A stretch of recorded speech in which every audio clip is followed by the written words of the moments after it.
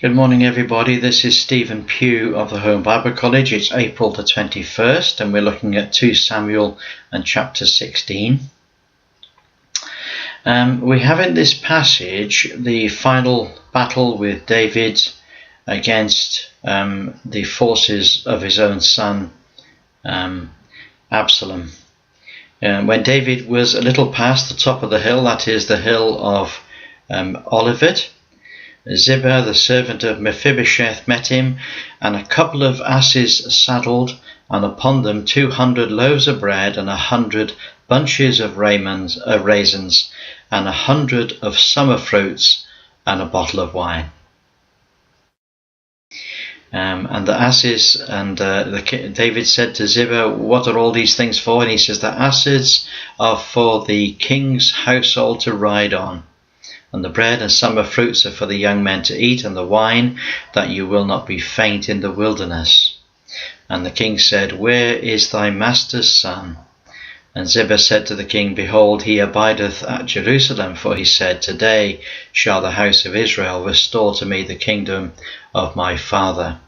You see, Mephibosheth was in Jerusalem at this time, and he had provided some asses for David and his men to ride on.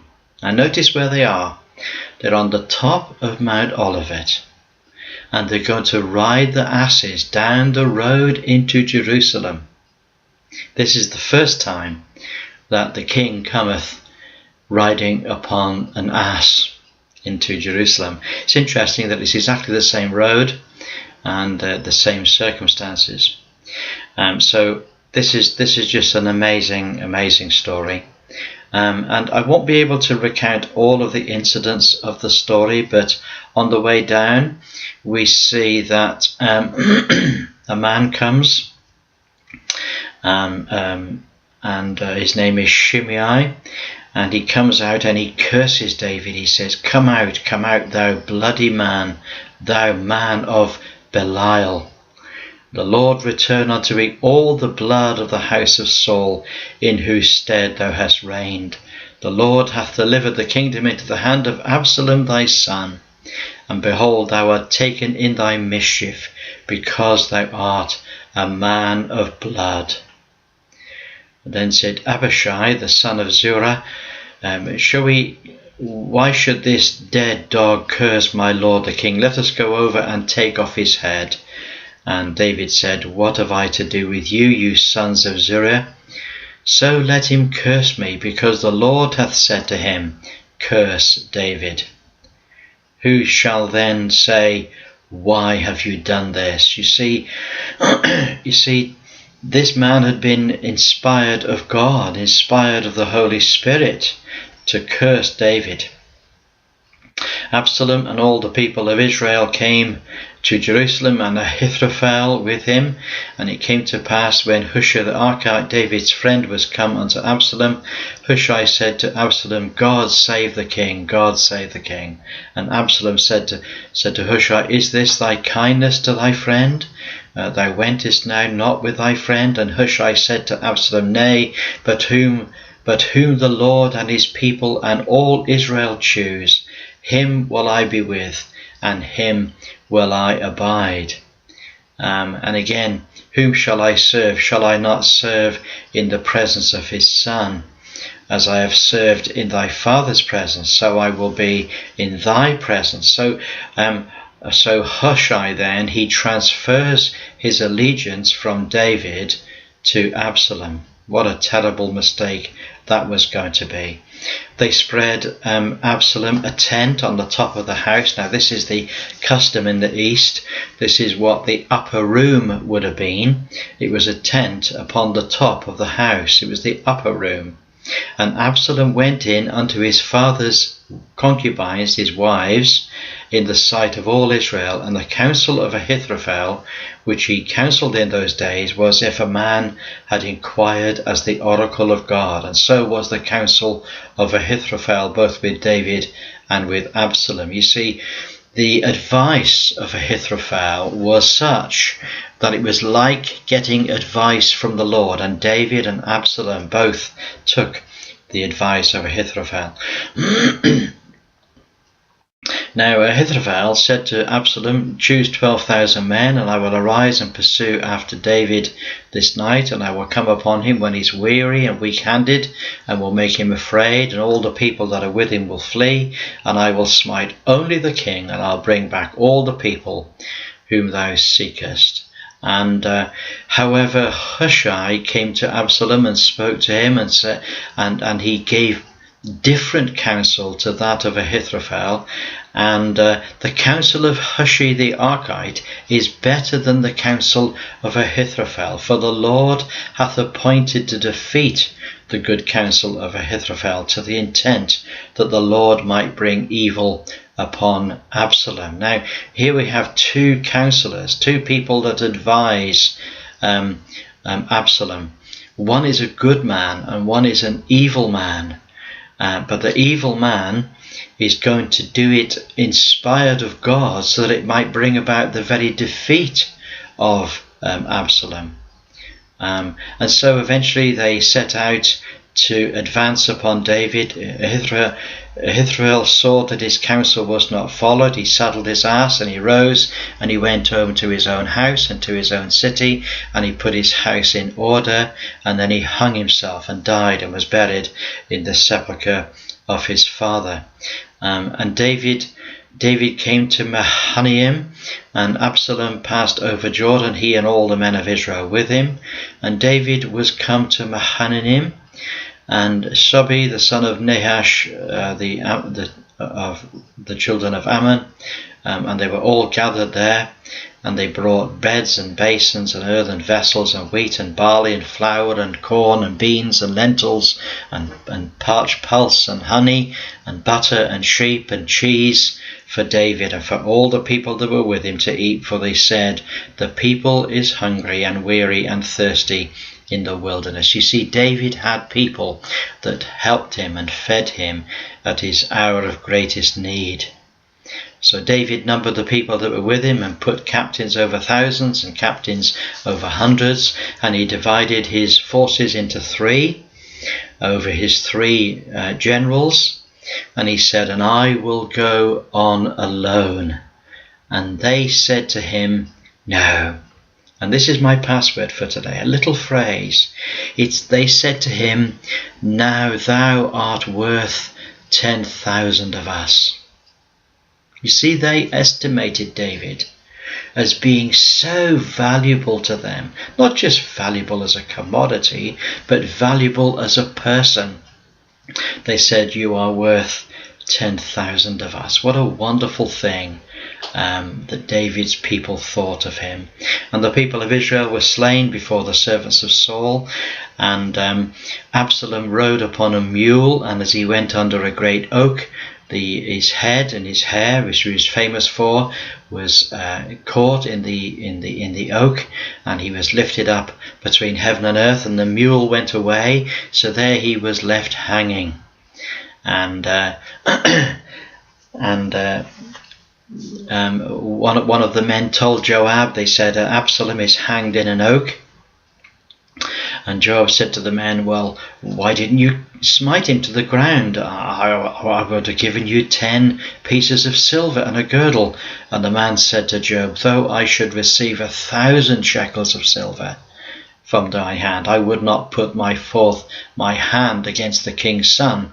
For in our hearing the king charged thee, and Abishai and Ittai, saying, beware that none touch the young Absalom.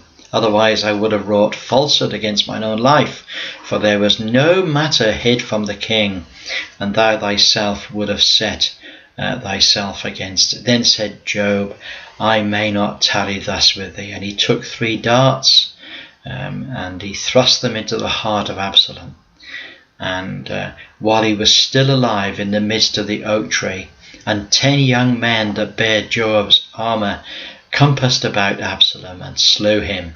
And Joab blew the trumpet, and the people returned from pursuing Israel, for Joab held back the people. And they took Absalom and cast him into a great pit in the wood, and laid a great heap of stones upon him, and all Israel fled everyone to his tent. Now Absalom in his lifetime had taken and reared up for himself a pillar, which was in the king's dale, for he said, I have no son to keep my name in remembrance, and he called the pillar after his own name. And even in this day, the day in which this was written, it was called Absalom's place. And then the story runs on. David, he's in the watch, he's in the gate, and he sees two runners coming. And the one is running after the other, and he presumes that they're bringing good news. And he comes in and he says, Blessed be the Lord thy God, who hath delivered up the men that lifted up their hand against my lord the king. And David says, Is the young man Absalom safe? And and the next man comes and he says, I bring tidings, my lord the king, for the Lord hath avenged thee this day against all them that rose up against me. And the king said, Is the young man Absalom safe? And Cushai said, The enemies of my lord the king are all that rise against thee to do thee hurt. May they be as this young man is. See, they knew that he was dead, and he said, May all your enemies be dead, like Absalom. And the king was much moved, and he went into his chamber over the gate, and he wept.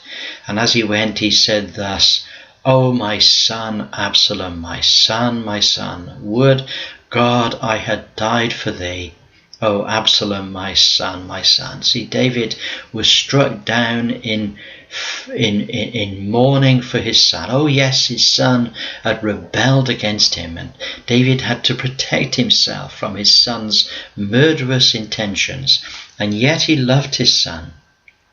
Now it was told Joab that the king weeps and mourns for Absalom, and the victory that day was turned into mourning for all the people, for the people heard how David was grieved for his son, and how he covered his face when he cried aloud.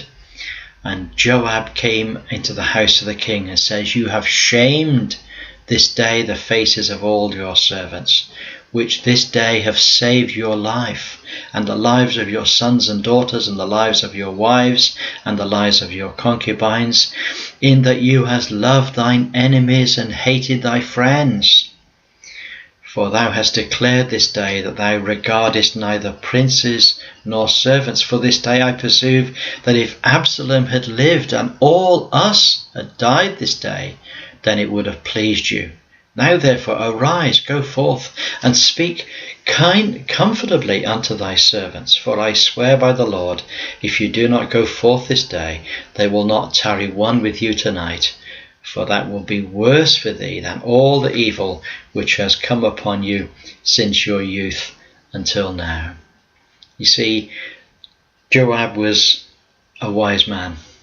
He knew that it was one thing to mourn Absalom, but in mourning Absalom, he was bringing disgrace upon all those that had risked their lives to kill the enemies of the king. And on that day, all the rest of the tribes that had backed Absalom all through his rebellion, they were really worried that David would seek revenge. When David came to Jerusalem, he found that Mephibosheth there was left uncared for, and David sees to it that Mephibosheth gets all the care that he needs, and in doing so he seeks to reward all those that supported him in his hour of need. There was a man called Barzillai, who was very aged. He was 80 years of age. He was a very great man, very wealthy, and he had provided sustenance for David and for all his men while he was at Mahanaim. So the Lord inspired David to give him honours, and Barzillai said, no, don't give me honours, but I'm an old man now. I need to go back and live in my own city, because there I will be buried with my ancestors. But take my servant Chimham and do to him all the honours that you would do to me. And so that's exactly what David did, and he honoured Chimham as he would have done Barzillai. Well, there we are. There's the passage for today. Wonderful passage. And I look forward to speaking to you tomorrow. God bless you. Bye for now.